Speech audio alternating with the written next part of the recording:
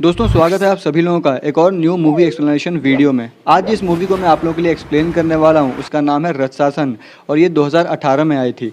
अक्षय कुमार की कठपुतली इसी मूवी की रीमेक है। ये एक बहुत ही इंटरेस्टिंग क्राइम थ्रिलर मूवी है जो कि आप लोगों को काफ़ी पसंद आने वाली है, इसलिए इस वीडियो को पूरा ज़रूर देख लेना। मूवी की शुरुआत दो आदमियों से होती है जिन्हें एक लड़की की लाश मिलती है। इस लड़की का नाम संयुक्ता है और ये एक स्कूल जाने वाली नॉर्मल सी लड़की है। किलर ने इसे बहुत ही बेरहम तरीके से मारा है। उसकी आंखें निकाल के उसे एक पॉलीथीन बैग में डाल के कचड़े में फेंक दिया है। फिर हम अरुण नाम के एक स्ट्रगलिंग फिल्म मेकर को देखते हैं जो कि अपने काम को लेकर बहुत ही सीरियस होता है। वो साइकोपैथ्स के ऊपर एक फिल्म बनाना चाहता है और उसकी स्टोरी के ऊपर बहुत सालों से वर्क कर रहा है।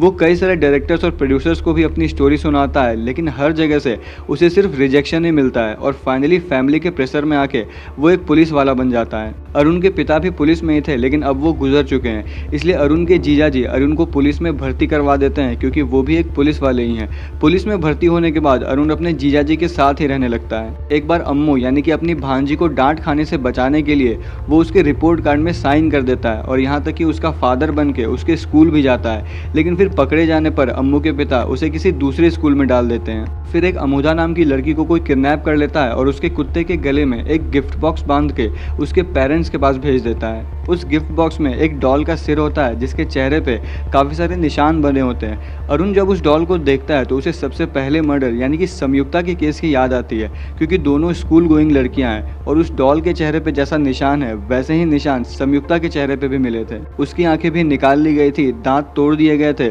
और दोनों के सर के बाल को उखाड़ा गया था। एक दिन अरुण की सीनियर एसीपी लक्ष्मी एक आदमी से उसी केस के सिलसिले में कुछ पूछ रही होती हैं और उसे मार रही होती हैं। अरुण एसीपी से वो सारी चीजें शेयर करता है और बताता है कि कोई साइको किलर है जो कि इन सारी स्कूल गर्ल्स को मार रहा है। वो एसीपी को साइको किलर्स के केस की कई सारी थ्योरीज भी दिखाता है, लेकिन लक्ष्मी अरुण के थ्योरीज को सीरियसली नहीं लेती हैं और उसे डांट कर सिगरेट लाने को बोलती हैं। अरुण जब सिगरेट लेकर वापस आता है तो देखता है कि लक्ष्मी फोन पर बात करते हुए जल्दी में कहीं जा रही होती हैं और उसके जीजाजी उसे बताते हैं कि तुमने जैसा बताया था वही हुआ है और अमुदा का भी कोई बिल्कुल उसी तरह बहुत बेरहमी से मर्डर कर देता है। फिर अरुण कुछ इन्वेस्टिगेशन करने के लिए संयुक्ता के हॉस्टल जाता है और उसे पता चलता है कि संयुक्ता के किडनैप होने के बाद भी कोई उसके नाम पर एक बॉक्स छोड़ गया था और उस बॉक्स में भी एक डॉल का सिर होता है। इसके बाद सेकंड मर्डर यानी कि अमुदा का ऑटोप्सी रिपोर्ट आता है तो डॉक्टर नंदन बताते हैं कि ये किसी साइको किलर का काम है।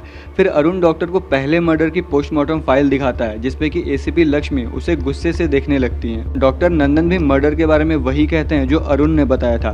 फिर अरुण सजेस्ट करता है कि अमुदा की लाश को पब्लिक और मीडिया से दूर रखा जाए ताकि किलर को पब्लिक अटेंशन ना मिले और यहाँ तक कि उसके माँ बाप को भी डेड बॉडी के बारे में पता ना चले। लेकिन सीनियर ऑफिसर अरुण से कहता है कि ये प्रोसीजर के खिलाफ है और उसकी बात से डिसएग्री कर देता है, लेकिन फिर बाद में अरुण के ही प्लान को फॉलो किया जाता है। पुलिस वाले अमुदा की लाश को एक सीक्रेट फैसिलिटी में रख देते हैं और उस केस को इन्वेस्टिगेट करने लगते हैं। इसी बीच में एक और लड़की मीरा जो कि अम्मू के पुराने स्कूल में पढ़ती थी उसे भी कोई किडनैप कर लेता है। अरुण को मीरा की टीचर विजी से पता चलता है कि मीरा स्कूल के बाद जिस ऑटो में गई थी उसके पीछे एक रेड स्टार बना हुआ था। फिर कुछ दिनों के बाद मीरा की भी डेड बॉडी मिलती है और अरुण जिस ऑटो में साइड पे जाता है उसके पीछे वही रेड स्टार बना होता है, लेकिन उसे इसके बारे में पता नहीं चलता है। लेकिन जब वो ऑटो वहां से जाने लगता है तो अरुण उस स्टार को पहचान लेता है और उस ऑटो वाले को पकड़ लेता है। काफी धुलाई होने के बाद वो ऑटो वाला किसी इनबराज का नाम बताता है जो कि एक स्कूल का टीचर है। वो स्कूल की लड़कियों को बातों में फंसाकर उसी के ऑटो में अपने घर लेके जाता था। अरुण इनबराज के घर जाता है पर वो उसे वहां नहीं मिलता है। वहां इनबराज की तस्वीर देखकर अरुण के जीजाजी कहते हैं कि इनबराज अम्मू के स्कूल में एक टीचर है। इनबराज के घर पे मीरा का स्कूल बैग भी बरामद होता है और ड्रॉअर में से सेम वैसे ही डॉल भी मिलती है। अरुण अम्मू के स्कूल जाता है जहाँ उसकी एक क्लासमेट अरुण को इनबराज के पास लेके जाती है।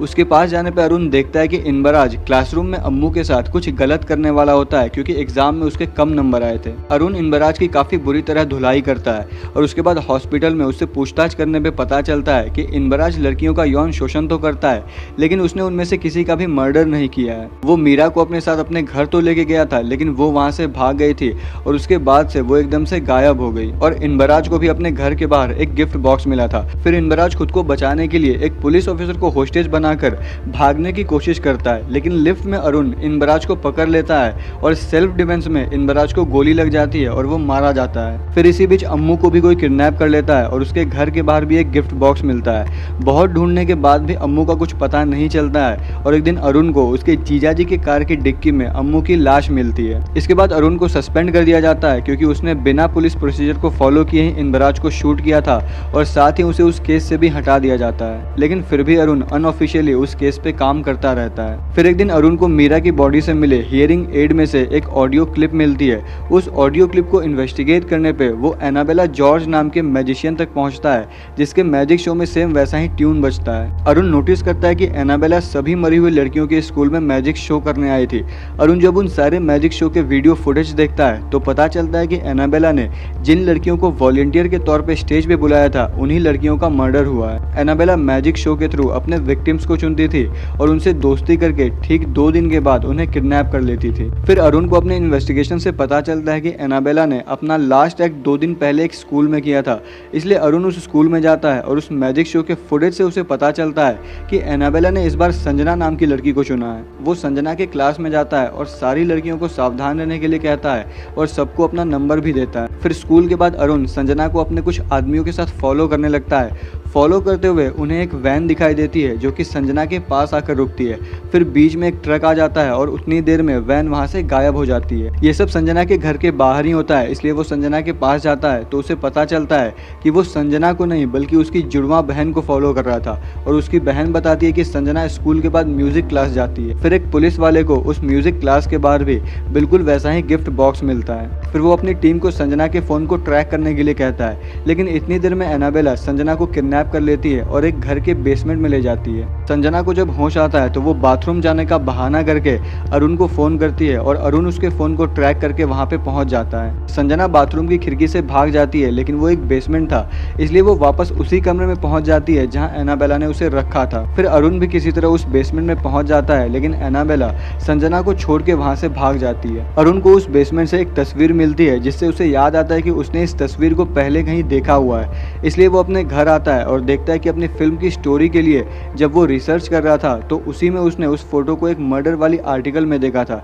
ये मर्डर काफी साल पहले हुआ था। फिर अरुण उस मर्डर केस को हैंडल करने वाले उस ऑफिसर के पास जाता है जिनका नाम राजा मनिकम है और अब वो रिटायर हो चुके हैं। राजा मनिकम उसे बताते हैं कि एनाबेला का असली नाम मैरी फर्नांडिस था और वो अपने हस्बैंड की डेथ के बाद मैजिक शोज किया करती थी। मैरी का एक क्रिस्टोफर नाम का बेटा भी था जिसे प्रोजेरिया नाम की एक बीमारी थी जिस वजह से वो बचपन से ही बूढ़ा दिखता था और इसी कारण से क्रिस्टोफर से स्कूल में कोई भी दोस्ती नहीं करता था। लेकिन सोफी नाम की एक लड़की क्रिस्टोफर से दोस्ती करती है। धीरे धीरे क्रिस्टोफर सोफी से प्यार करने लगता है और उसे प्रपोज कर देता है। सोफी मना कर देती है, लेकिन फिर भी क्रिस्टोफर हर जगह उसका पीछा करता है। वो एक दिन उसे समझाती है कि हम दोनों साथ नहीं हो सकते हैं और उससे बात करना कम कर देती है और स्कूल के बच्चे भी क्रिस्टोफर को बहुत ज़्यादा परेशान करने लगते हैं। मैरी क्रिस्टोफर का माइंड डाइवर्ट करने के लिए उसे मैजिक भी सिखाने लगती है, लेकिन फिर भी स्कूल के बच्चे उसका जीना मुश्किल कर देते हैं। एक दिन सोफी कहीं जा रही होती है और मैरी उसे रास्ते में एक गिफ्ट देती है जिसमें कि एक डॉल का सिर होता है और ये डॉल सोफी ने ही क्रिस्टोफर को बर्थडे पे दिया था। फिर राजा मनिकम अरुण को बताते हैं कि मैरी और क्रिस्टोफर को अरेस्ट कर लिया गया था क्योंकि उन्होंने सोफी का बड़े ही बेरहमी से कत्ल कर दिया था। बाद में जेल से निकलने के बाद मैरी और क्रिस्टोफर का एक्सीडेंट हो गया था जिसमें कि वो दोनों मारे गए थे, लेकिन अब उन्हें पता चलता है कि किसी तरह से मैरी बच गई थी और अब वो एनाबेला बन के लड़कियों को मार रही है। फिर अरुण मैरी को ढूंढने के लिए निकल जाता है और इधर राजा मनिकम को एक क्लू मिलता है और वो अरुण को फोन करके वापस बुलाते हैं, लेकिन तभी उनके घर मैरी पहुंच जाती है और राजा मनिकम को मार देती है। फिर अरुण राजा मनिकम के घर पहुंचता है तो लक्ष्मी के ऑर्डर्स पे पुलिस जो अरुण को भी अरेस्ट कर लेती है क्योंकि वो सस्पेंड होने के बाद भी उसी केस पे काम कर रहा था।